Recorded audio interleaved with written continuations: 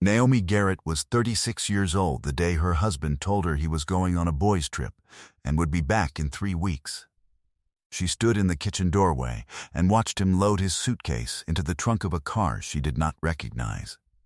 Not a rental, not a friend's. A car with Virginia plates and a dent above the rear bumper that she would later be able to describe from memory. Because Naomi Garrett was the kind of woman who remembered the things she saw. She kissed him on the cheek when he hugged her goodbye. She stood at the front window and watched until the car turned off their street. Then she went back to the kitchen and picked up her coffee and stood there for a long moment. Because something in the back of her mind, the part that had been doing quiet calculations for months, had just finished adding a column of numbers. The sum was not what he believed it was. What Marcus Garrett did not know was that in his 3-week absence, Naomi would not be sitting in the house they had shared for 7 years, waiting for him to come back to her. She would be meeting with a real estate attorney, a listing agent, a notary, and her father's oldest friend in that order. She would be reviewing documents he had never thought to read. She would be exercising a legal right he had forgotten she held, because he had believed, in the comfortable way of men who have never been tested, that the house on Clover Mill Road belonged to both of them equally. It did not. The house had been purchased with $94,000 that had never been his to spend. What he came home to 3 weeks and 2 days later was a red and white sign staked cleanly into the front lawn and a lockbox on the door his key no longer fit. He had called her 4 times standing on that lawn. She had let each call go to voicemail. She was already somewhere else entirely. Before we jump into the story, comment where in the world you are watching from and subscribe, because tomorrow's story is one you need to hear. The morning light in the kitchen was the thing Naomi had always loved best about the house on Clover Mill Road. It came in low through the east-facing window above the sink, hit the backsplash she had installed herself 2 summers prior, and scattered in a way that made the room feel larger than it was. The backsplash was a handmade ceramic tile she had sourced from a woman in Roanoke. A pale sage green that shifted toward gray in the afternoon. She had grouted it herself over a long weekend, kneeling on a folded towel, measuring each line with the same deliberate care she applied to her professional work. Naomi was a licensed property appraiser. She had been one for 11 years. She understood how structures held value, how location shaped price, how the invisible things beneath a property's surface, soil condition, drainage patterns. The age of a foundation told you more about what something was worth than any surface feature ever could. She had built her practice slowly and without spectacle out of a small office in the Fan District of Richmond, Virginia.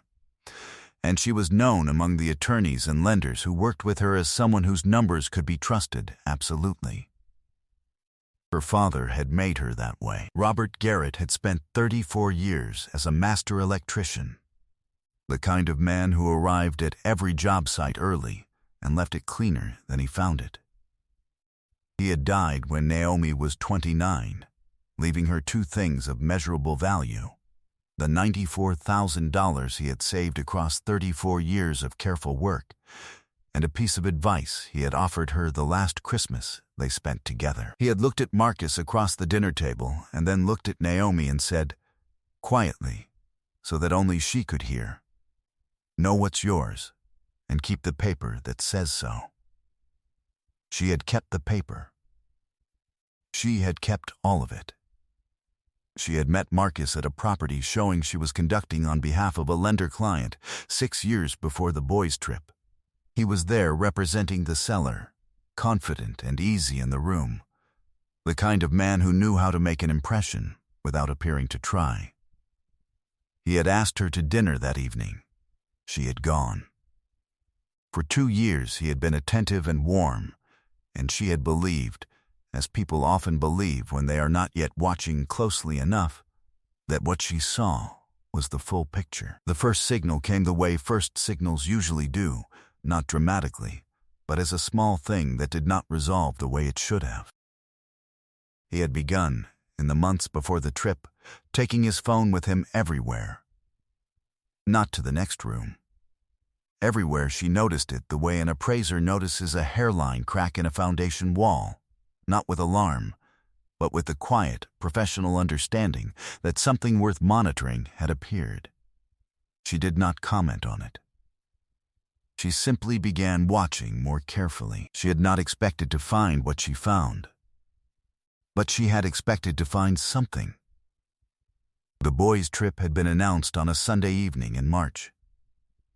A week with college friends in Nashville, which became 2 weeks, which became 3 because the weather was good and the fishing was easy, and didn't she understand that a man needed time away? She had told him she understood completely. She had kissed him goodbye. She had watched the car with the Virginia plates carry him off Clover Mill Road and disappear around the corner. Then she went to the filing cabinet in the spare room and pulled out a folder she had not opened in 7 years. The folder contained, among other things, the original purchase agreement for the house on Clover Mill Road, which showed clearly and without ambiguity that the property had been purchased in Naomi Garrett's name alone, with a down payment of $94,000 drawn from an account that contained only funds inherited from Robert Garrett's estate. The mortgage that followed had been taken in her name alone. The deed had been recorded in her name alone. The house had never been titled jointly. She had not hidden this from Marcus. He had simply never asked, because the house looked like a shared life, and he had taken the surface for the substance, which was the kind of mistake that carried consequences. She set the folder on the desk and confirmed what she already knew. Then, she sat still for a moment, because the other thing she had done in the days before his departure was more recent and more deliberate. 2 weeks before the trip, she had found a receipt. It had not been hidden with any particular effort.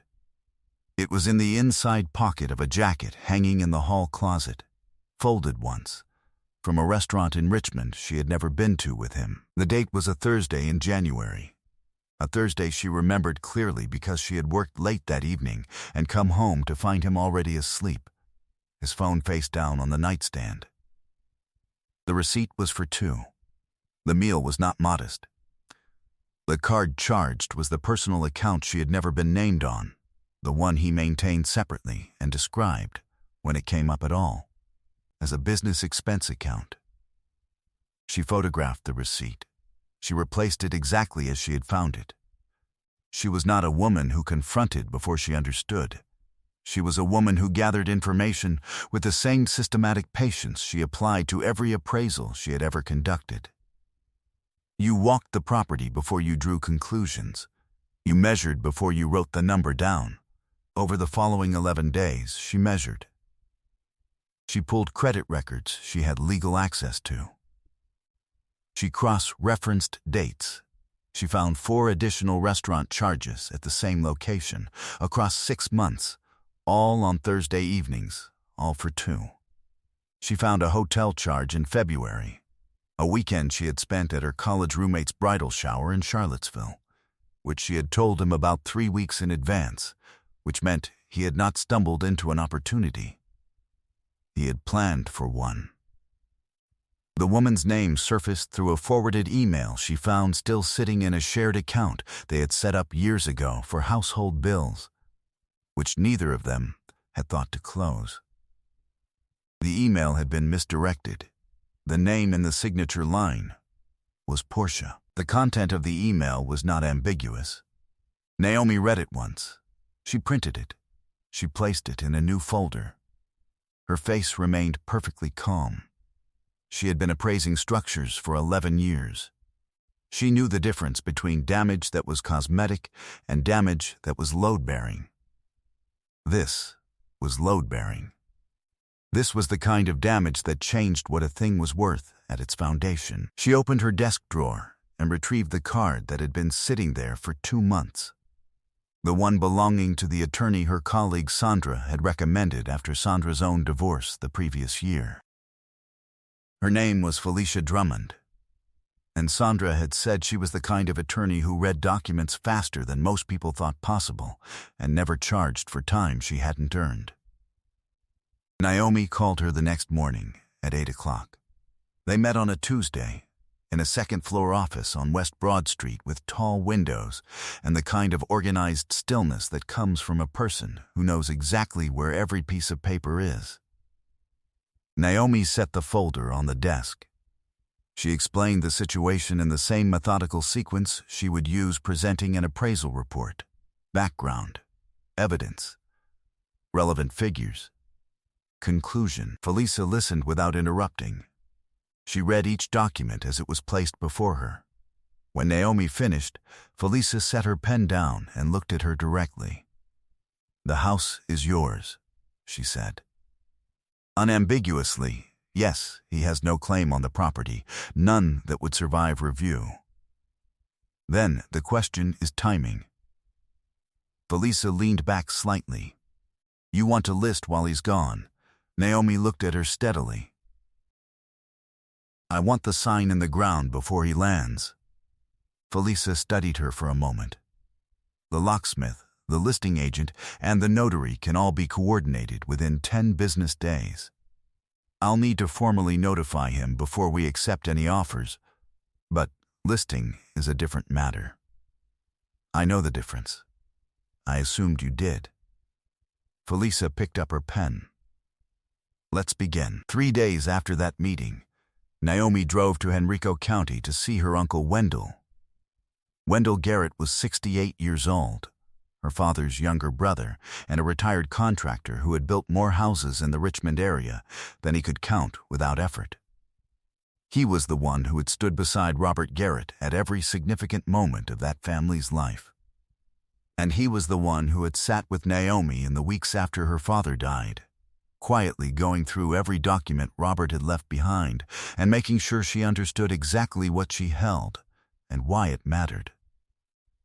He poured coffee and listened. When she finished, he turned his cup in his hands once. "Your daddy bought that house for you," he said, "with 34 years of work. You know that." "I know that." "Then you know this isn't hard. This is just paperwork." He set the cup down. "Do it clean. Let the work speak." That's what he always said. She nodded. She drove home before the sun went down. The listing agent was a woman named Greta, whom Naomi had referred clients to for years, and who understood, without needing it explained twice, exactly what the situation required. She walked the property on a Thursday, measured it with the efficiency of someone who had done it 10,000 times, and had the listing paperwork ready by Friday afternoon. The locksmith came Saturday morning. The notary came Monday. By Tuesday of the second week of Marcus's trip, the lockbox was fitted, the combination in Felicia's files, the listing active on every platform that mattered, and a red and white sign stood cleanly in the front lawn of the house on Clover Mill Road, as if it had always been there and was simply now visible. Naomi drove past it once. She noted it with the same quiet satisfaction she felt when an appraisal report came together correctly. Not pride, exactly, but the particular piece of a thing done right. She had moved what she needed to move into a furnished apartment 3 miles away during the second week of the trip. She moved deliberately and without panic, the way she did everything. She left the rooms clean. She took what was hers and left the rest exactly where it had always been. She was sitting in her new kitchen on a Thursday morning when her phone showed 4 missed calls from Marcus's number in the span of 11 minutes. She listened to the voicemails later, in the order they arrived. The first was confused. The second was sharp. The third attempted to be reasonable in a way that did not come naturally to a man who had not practiced it recently. The fourth was a version of the word "what," asked several different ways. She deleted them without responding and called Felicia instead. The mediation took place in Felicia's conference room on a Friday morning in May. Marcus arrived with an attorney he had retained the same week he came home to the sign. A man who came in with the energy of someone who had been told the situation was straightforward. He learned quickly that it was not. Felicia presented the property documents first. The purchase agreement, the down payment records tied directly to Robert Garrett's estate account, the deed, the mortgage, all in Naomi's name, all from before the marriage, none of it commingled in any legally relevant way with joint funds at any subsequent point. The house on Clover Mill Road had never been a marital asset. It had simply lived inside a marriage, the way borrowed things sometimes do, until someone noticed the difference. Then Felicia set down a second set of documents. The credit records, the restaurant receipts with their dates and amounts and the pattern they assembled when placed in order, the hotel charge from February, the forwarded email, which had been authenticated. Marcus's attorney asked to confer privately. The judge managing the mediation permitted 15 minutes. They returned and sat down, and Marcus looked across the table at Naomi for the first time that morning.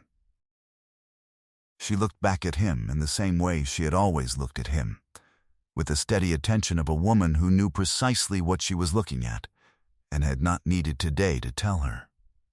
He tried. He said it had not been what it appeared. He said he had intended to explain. He said that if she would give him the opportunity to speak with her privately, outside of this room, he believed they could come to an understanding that worked for both of them. Naomi let him finish. "I'm a property appraiser," she said, and her voice was level and without edge. "I spend my days determining what things are actually worth, as opposed to what people believe they are worth. Those are two very different numbers." She gathered the edge of her portfolio with both hands. "You assumed this house was yours. You assumed this marriage was a kind of collateral you could borrow against. You assumed I was not paying attention." She paused. 3 assumptions. 3 wrong numbers. She stood. Felicia gathered the folders. Wendell, who had been seated in the gallery as a family witness and had said nothing from the moment they entered the room, rose and buttoned his jacket. Marcus remained at the table. His attorney was reviewing something on paper that did not seem to be improving his posture. Naomi walked out of the conference room and into the hallway and did not look back, and the door settled closed behind her the way doors do when they have been properly hung, without drama, without noise, with the clean finality of a thing that fits exactly as it was built to fit. 18 months passed. The house on Clover Mill Road sold in 6 weeks for $287,000, which was $14,000 over the listing price, and within 2% of the figure Naomi had appraised it at herself before she ever called Greta. She had known what it was worth. She had always known. The proceeds were hers entirely. She had purchased a second property by the time the sale closed. A 3-bedroom craftsman in a neighborhood 12 minutes from her office, with a kitchen that faced east, and a backyard that was overgrown in a way she found entirely workable. She had already begun on the garden. There was a raised bed in the far corner where tomatoes were reaching the top of their cages, and herbs were spreading into the path she had laid with reclaimed brick one weekend in early spring. A man named Desmond had helped her lay the brick. He was a surveyor she had worked with on several appraisals over the years, a quiet and precise person who had asked, on their first evening that was not professional, whether she preferred the work or the mathematics behind it. He had listened carefully to her answer. He came over on Sunday mornings now and read in the chair by the east window while she worked in the garden, and he did not require a great deal of managing. She had heard, through a colleague who had run into him at an industry event, that Marcus had left the real estate business and taken a sales position in an adjacent field that paid considerably less. Portia, she understood, had ended things before the mediation concluded. He was renting a room in a shared house in a neighborhood he would not have chosen previously. Naomi heard this the way she received all information that no longer bore directly on her life. She noted it. She filed it accurately, and she moved on. She was standing in the backyard one morning in late September when Desmond brought 2 cups of coffee out and set one on the porch rail beside her. The air had the first real cool of the season in it, and the maple at the property line had gone amber at the tips overnight. She held her cup in both hands the way her father had always held his, with the kind of grip that suggested you understood the value of warmth and did not intend to waste it. She was free. She was solvent. She owned what she owned, and she had the paper that said so. Freedom was the real currency. Her father had known that. She had known it too, for a long time, and she had simply been waiting for the moment when the knowing was allowed to show. I hope you enjoyed that one. Be sure to like the video and subscribe so you don't miss the next story. I've picked out 2 more for you that I think you'll really like.